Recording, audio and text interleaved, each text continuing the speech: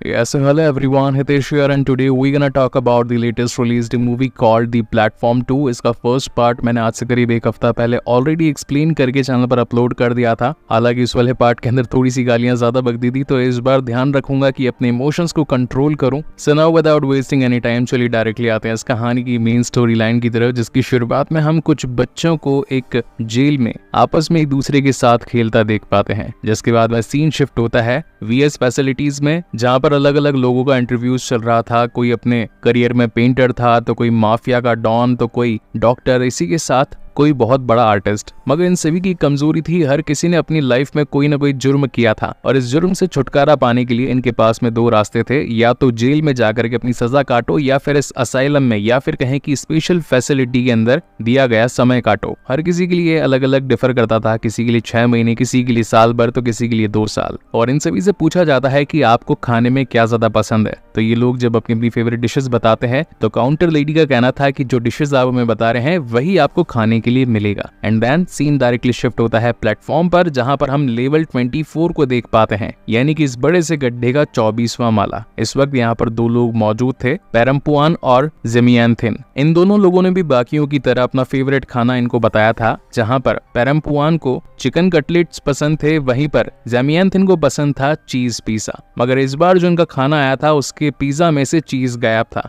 तो इसीलिए वो अपना खाना छोड़कर किसी दूसरे का खाना खाने लगता है। जहां पर लेवल 23 के लोग उसे समझाते हैं कि अगर तुम किसी और का खाना खाओगे तो अगले दिन फिर कोई और किसी और का खाना खाएगा और फिर नीचे के मालों तक खाना पहुंचेगा ही नहीं।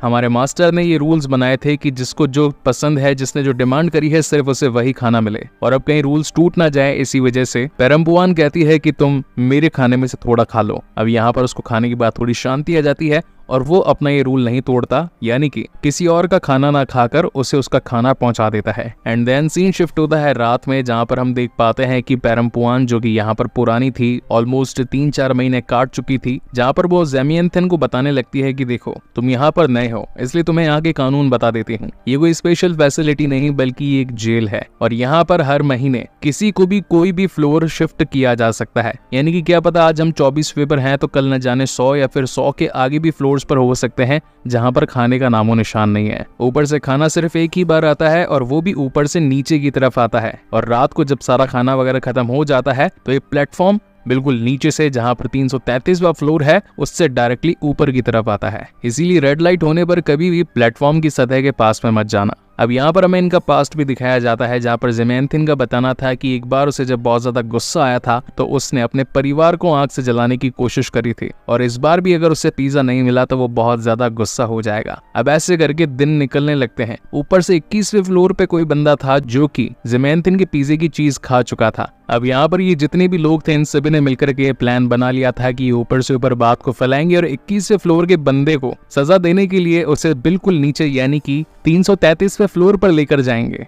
तब ऊपर से लड़ाई होना शुरू होती है, पहले 19वें पर, 20वें पर, फिर 21वें पर, और ऐसे लड़ाई करते कराते जब ये लोग 23वें तक पहुंचते हैं तो 23वां वाला जो इनके ऊपर का बंदा था वो भी फाइट करते कराते इस 21वें को, इस गद्दार को 24वें माले पर ला चुका था और कहता है कि अब मैं से और भी नीचे लेकर के जाने वाला हूँ। अब अगर नॉर्मली देखा जाए तो 21वें फ्लोर से भी एक बंदा गायब था, ऊपर से 30वें फ्लोर से भी ये वाला बंदा 24वें पर आ चुका था और यहाँ 24वें पर 1, 2, 3 लोग हो चुके थे। लेकिन अब जैसा कि गद्दार इनके बीच में से जा चुका था और रूल्स के मुताबिक जिसका जो खाना है, यानी कि जिसने जो डिश ऑर्डर करी थी या फिर अपनी फरमाइश बताई थी, वो इंसान सिर्फ वही डिश खाएगा, तो नॉर्मली यहाँ पर सब कुछ चल रहा था। इनको इनका खाना टाइम टू टाइम मिल रहा था। लेकिन अब जैसा कि ये 21वें फ्लोर वाला गद्दार मारा गया था, वो खाना खाने वाला अब जब बचा ही नहीं है, तो यहाँ पर ज़ेमियांथिन उसका एक पीस उठा करके खाने लगता है और यही चीज ऊपर के फ्लोर वाले देख लेते हैं। अब नेक्स्ट डे जहाँ पर उसमें 6 पीस हुआ करते थे, तो अब एक दिन उसमें 5 ही रह जाते हैं, 4 रह जाते हैं। ऐसे करते करते वो डिश ही गायब होते जा रही थी, यानी कि लोगों के अंदर गद्दारी भर चुकी थी, रूल्स टूट रहे थे।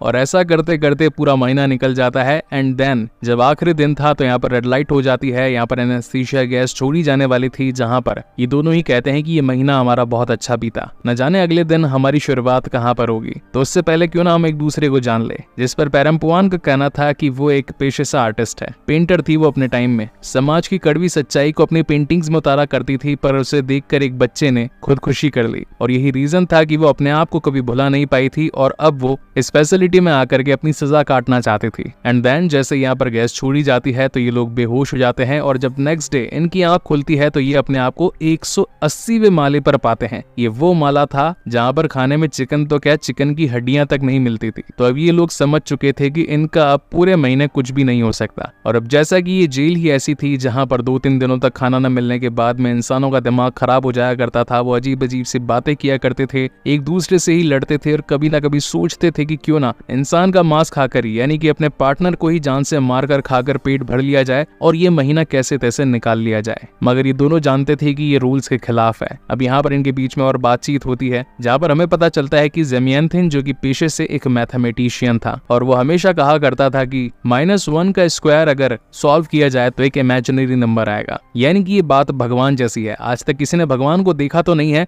मगर मन ही मन उनकी अलग अलग आकृतियां बनाई हैं। तो सेम ही ऐसा इस न्यूमेरिकल डिजिट के साथ में भी है। जब इसे सॉल्व करेंगे तो कुछ इमेजिनरी थिंग ही बाहर आएगी। और भी ये सारी चीजें जो थी इनके दिमाग को बहुत ज्यादा परेशान कर चुकी थी। इनकी तबीयत बहुत ज्यादा खराब होने लगती है, न खाने पीने की वजह से बहुत ज्यादा बीमार भी हो जाते हैं, आंखों के नीचे गड्ढे पड़ जाते हैं। और यहाँ पर कुछ लोग भी बातचीत करने लगते हैं कि एक शख्स था, पता नहीं क्या नाम है उसका, जिसने की उस डिश को खा लिया जिसका मालिक मर चुका था और अब दागिन बाबी आएगा उसे सजा देने के लिए। अब काइंड ऑफ हर जेल के अंदर जैसे जेलर लोग होते हैं जो कि वहां का सिस्टमैटिक तौर तरीका बना करके रखते हैं, तो यहाँ पर दागिन बाबी करके एक शख्स था जो कि लोगों को यहाँ के रूल्स एंड रेगुलेशन फॉलो करने के लिए हमेशा से बोला करता था। और उसकी सजाएं इतनी भयानक होती थी जैसे कि आंखें निकाल लेना, हाथ पैर काट देना, इंसान को नंगा करके नीचे तक भेज देना। तो बहुत सारे डिफरेंट तरीके थे। तो अब यहाँ पर जो ज़मयंथिन था वो खुद को ही सजा देने के लिए और भूख से न मरने के लिए अपने आप को वक्त से पहले ही जला करके मार देता है और नीचे भेज देता है।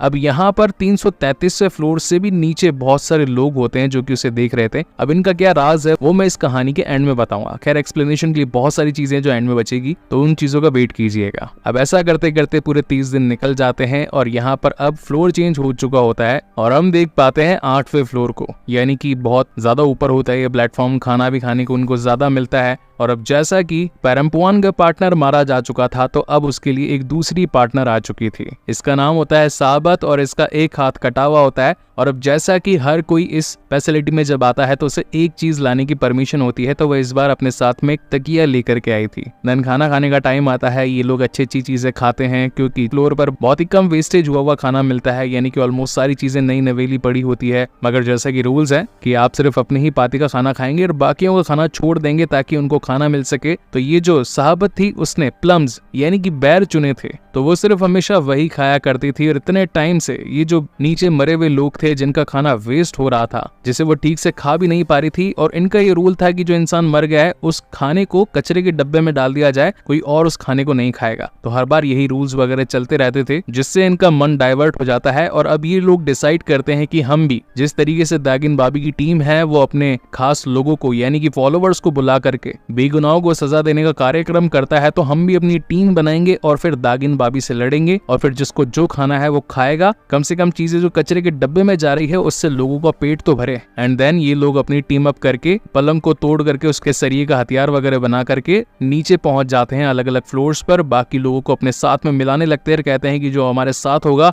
वो दागिन बाबी के खिलाफ होगा। अब कुछ लोग जो कि उनका साथ देना चाहते थे वो भी उस प्लेटफॉर्म से नीचे उतरते जाते हैं और जिनको नहीं उतरना था वो सिर्फ अपने फ्लोर पर ही रहते हैं। मगर एक दिन जब दागिन बाबी नीचे उतरकर अपनी टीम के साथ में इन दुश्मनों की खैर लेने के लिए आता है तो सबसे पहले पेरम्पुआन का एक हाथ काट देता है और ऊपर से साहबत को नंगा करके उल्टा लटका देता है ताकि सारे फ्लोर्स वाले नीचे से ही उसे चाकू वाकू मार कर उसे फाड़ कर खा जाएं। सीन बहुत ही ज्यादा डिस्टर्बिंग था, इसलिए कुछ चीजों को मैं ब्लर कर रहा हूँ, काट भी दे रहा हूँ। एंड देन सीन शिफ्ट होता है उन्हीं बच्चों पर जो कि अब खेल खेल में एक सीढ़ी पर चढ़ जाते हैं और सबसे ऊपर पहुंचने की कोशिश करते हैं और उनमें से एक बच्चा ऊपर पहुंच भी जाता है। वहीं दूसरी तरफ जब इस फैसिलिटी के अंदर सीन शिफ्ट होता है तो यहाँ पर हम देख पाते हैं कि इस बार पेरम्पुआन के साथ में एक और नया किरदार इस फ्लोर पर आ चुका होता है। ये था त्रिमगाजी, जिसे कि हमने 2019 वाले यानी कि फर्स्ट पार्ट में भी देखा था। अब अगर साफ शब्दों में समझाऊं तो ये मूवी इस फ्रेंचाइजी का प्रीक्वल है, यानी कि फर्स्ट पार्ट में जो भी इंसिडेंट्स हुए थे वो इस मूवी के बाद के अंदर दिखाए जाने वाले सीक्वेंस थे। और अब जैसे कि त्रिमगाजी के पास में चाकू था और वो भी इस तानाशाही से तंग आ चुका था, तो वो भी अब उनके खिलाफ झगड़ा करने के लिए तैयार हो जाता है और ये भी अपना टीम अप करके ढेर सारे लोगों के साथ में नीचे पहुंच जाते हैं और अब इंतजार करने लगते हैं त्रिमगाजी का फिर से नीचे आने का। मगर इस बार त्रिमगाजी नीचे आता ही नहीं बल्कि उनके एक फ्लोर ऊपर ही रुक जाता है। अब ऐसा करते करते दिन बीतने लगते हैं। ये लोग बहुत नीचे होते हैं, वो भी करीब 132वें फ्लोर पर। और अब जैसे जैसे दिन आगे बढ़ते जाते हैं, भूख इनसे सहन होती नहीं है, तो यहाँ पर भी ये लोग एक दूसरे को मार करके खाना शुरू कर देते हैं और ऐसा काफी दिनों तक चलता है। मगर इसी बीच जो पैरम्पुआन थी वो इंसान का मांस खाना नहीं चाहती थी, इसलिए वो भूखा रहना ही डिसाइड करती है कि तभी उसे अपने पुराने दोस्तों की कुछ विजन्स आने लगते हैं। वही दूसरे सीन में हम एक लड़के को देख पाते हैं जो कि उस सीढ़ियों के सबसे ऊपर पहुंच चुका था जीत हासिल करके। तो यहाँ पर फर्स्ट पार्ट वाली मिहारू हमें दिखाई जाती है जो कि उस लड़के को बताती है कि अब तुम्हें पहुंचना है 333वें फ्लोर पर। एंड देन प्रेजेंट टाइम में सीन शिफ्ट होता है। ये वो मोमेंट था जहां पर महीने के एंड में एक क्लोरोफॉर्मिकल गैस छोड़ दी जाती थी जिससे कि हर कोई गहरी नींद में सो जाए और ये प्रोसेस चलता था करीब 4 से 5 घंटे तक, यानी कोई उठे ही ना। मगर इस बीच कहानी की जो प्रोटैगोनिस्ट थी इसने अपनी पेंटिंग का एक टुकड़ा खा लिया था। अब बॉडी में हो चुका होता है केमिकल रिएक्शन, इसी वजह से उससे बहुत ज्यादा उल्टियां आने लगती है और जो गैस शुरुआत में उसके अंदर भी गई थी वो भी बाहर निकल चुकी होती है। तो इस मोमेंट तक उसके शरीर के अंदर गैस का थोड़ा सा कम असर हो चुका होता है और वो हल्की फुल्की जाग भी चुकी होती है। इस वक्त ऊपर से कुछ लोग मास्क पहन करके जितनी भी डेड बॉडीज होती है उन्हें बांध करके ऊपर ले जाने वाले होते हैं ताकि कचरा कम हो सके और फिर नए लोगों के लिए जगह बन सके। मगर तभी वो उनके साथ नीचे आ जाती है और देखना चाहती है कि आखिर यहाँ पर होता क्या क्या है, कि तभी वो 333 फ्लोर पर देख पाती है कि ये लोग जस्ट अभी एक छोटे बच्चे को यहाँ पर छोड़ करके गए हैं। अब यहाँ पर वो सोचने लगती है कि अगर बच्चा 333 फ्लोर पर है तो ये तो यूं ही मारा जाएगा, क्योंकि खाने के लिए तो यहाँ तक कुछ पहुंचता ही नहीं है, तो 30 दिनों तक ये बच्चा सरवाइव कैसे करेगा। इसलिए वो उसकी जान बचाने के लिए उन रस्सियों से निकलकर आगे बढ़ती है। लेकिन अब जैसा कि यहाँ पर ग्रेविटेशनल फोर्स बिल्कुल 0 कर दिया होता है तो ये लोग हवा में उड़ रहे थे और बैलेंस ना बन पाने की वजह से उसका सर टकरा जाता है एक दीवार में, खून भी बहुत ज्यादा बहने लगता है। मगर फिर भी वो कैसे तैसे करके उस बच्चे को बचाने की कोशिश करती है। मगर तभी उसे कुछ विजन्स आने लगते हैं, कुछ जले हुए लोग, कुछ टेढ़े मेढ़े लोग, जिनके बीच में एक सरदार बैठा हुआ था जो कि पैरम्पुआन को अपनी टीम में मिलने की बातचीत कर रहा था। कि तभी उसका ये सपना टूट जाता है और वो इस बच्चे की जान बचाकर उसे सबसे नीचे वाले फ्लोर पर ले आती है, जहाँ पर बाकी के लोग उसे कहते हैं कि तुम्हारा सफर यहीं तक था, अब इस बच्चे को अकेला ऊपर जाना होगा। एंड देन यही वाली प्रोसेस काफी सारे और लोगों ने भी करी होती है, यानी कि वो बिल्कुल नीचे तक आ चुके होते हैं 333वें तक, फिर उस बच्चे को भी बिल्कुल नीचे तक ले आते हैं और फिर हर रोज की तरह जो प्लेटफॉर्म बिल्कुल ऊपर तक जाया करता था वो बच्चा ऊपर पहुंच जाता है। और नॉर्मली जब फर्स्ट पार्ट के अंदर हमको ये लग रहा था कि ये प्रोसेस एक बार देख लेने के बाद में ऊपर के लोग बंद कर देंगे, फैसिलिटी को हमेशा के लिए खत्म कर देंगे, मगर ये प्रोसेस चलता ही रहता है। और एक दिन इसी तरीके से यहाँ पर उसकी मुलाकात गोरैंग से होती है, यानी कि फर्स्ट पार्ट की एंडिंग वाला शख्स, और ये मूवी यहीं पर खत्म होती है। अब बात करते हैं इससे जुड़े हुए 5-6 अलग अलग पॉइंट्स के बारे में, जिनमें से पहला पॉइंट है कि आखिर यहाँ पर इतने सारे बच्चे कौन हैं। तो जिस तरीके से फैसिलिटी के अंदर जो लोग अपनी यहाँ पर सजा काट रहे हैं,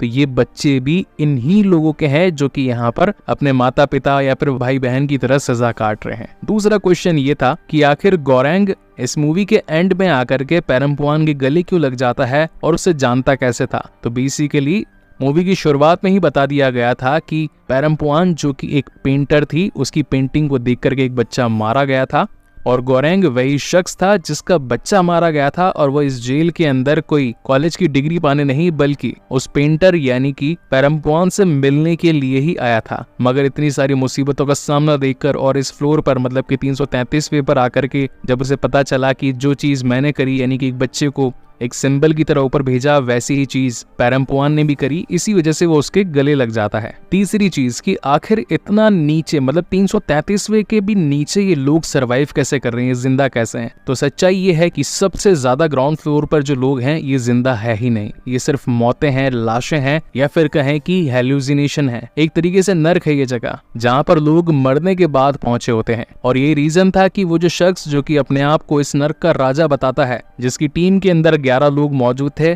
और वो लोग जो जले हुए थे, तो उनमें से एक शख्स तो अपना ज़िमयांथन भी था और वो अपनी टीम के अंदर पैरम्पुआन को ऐड करवा देना चाहता था, मगर पैरम्पुआन ने उसका ये प्रपोजल इनकार कर दिया। और हर महीने ये जो लोग अलग अलग फ्लोर्स पर शिफ्ट हो जाते हैं, तो उसका रीजन यही था कि हर महीने के एंड में ये लोग एक गैस छोड़ दिया करते थे जिससे कि लोग बेहोश हो जाते थे, फिर एक ग्रेविटेशनल फोर्स का इस्तेमाल करते थे, मतलब उसे जीरो कर दिया करते थे ताकि सारी चीजें जो है इजीली फ्लोट हो सके। तो कुछ लोग जो मास्क लगाकर आया करते थे, लोगों को अलग अलग फ्लोर्स पर डाल दिया करते थे जहां पर उनकी मर्जी करती थी वहां पर, और कचरा वचरा भी हटा दिया करते थे, लाशें ले जाया करते थे, और लाशें भी महीने के एंड में ही ले जाया करते थे ताकि महीने भर तक नीचे वाले फ्लोर्स वाले एक दूसरे को खा करके अपना पेट तो भर सकें। और लास्ट में एक सबसे इंपॉर्टेंट पॉइंट, जिस तरीके से फ्लोर थे 333 और हर फ्लोर पर लोग थे 2-2, यानी कि लोगों की संख्या थी 666। तो ये 666 नंबर था डेविल का नंबर, और वो जो शख्स हमें 11-12 लोगों के साथ में दिखाया गया था वो डेविल ही था, यानी कि नीचे के नर्क का राजा, जो कि अब अपनी टीम के अंदर पेरम्पुआन को ऐड करवा देना चाहता था। और ये सारे विजन्स पेरम्पुआन को इजीली आ रहे थे क्योंकि सर जो उसका टकराया था दीवार में जोरदार से, तो वो मर चुकी थी और आत्मा जो थी अब उसकी नर्क के अंदर पहुंच चुकी थी। ये रीजन था कि वो अपने सामने ये सारे डेविल और उसकी टीम को देख पाई थी। आई होप गाइस की डिटेल्ड वीडियो, ये एक्सप्लेनेशन आप लोगों को पसंद आया होगा, और अगर आया है then please do like, comment and share this video as much as possible. और अगर चैनल पर पहली बार आए हैं देन प्लीज इसे सब्सक्राइब जरूर कीजिएगा। इंस्टाग्राम पर यार कोई फॉलो नहीं करता है, बहुत ही कम फॉलोवर्स हैं, उस पर भी फॉलो जरूर कर लीजिएगा क्योंकि ऐसी बेहतरीन मूवीज और तगड़ा कंटेंट हम आप लोगों के लिए लाते रहते हैं। इसके बाद में मैं ऐसी ही एक और बेहतरीन मूवी आप लोगों के लिए लेकर आऊंगा। सो तब तक के लिए keep watching and stay safe. Thank you so much guys for watching this video. मिलते हैं अगले वीडियो में।